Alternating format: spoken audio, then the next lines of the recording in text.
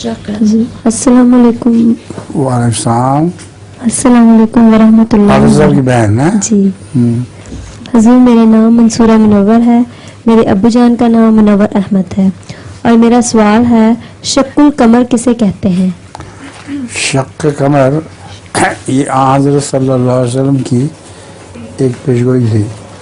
قرآن کریم میں اس کا ذکر آیا ہے اقتربت الساعۃ وانشق القمر کہ قیامت یعنی تبدیلی کی گھڑی قریب آ گئی ہے. اور اس کی علامت یہ ہے کہ چاند دو ٹکڑے ہو گیا ہے.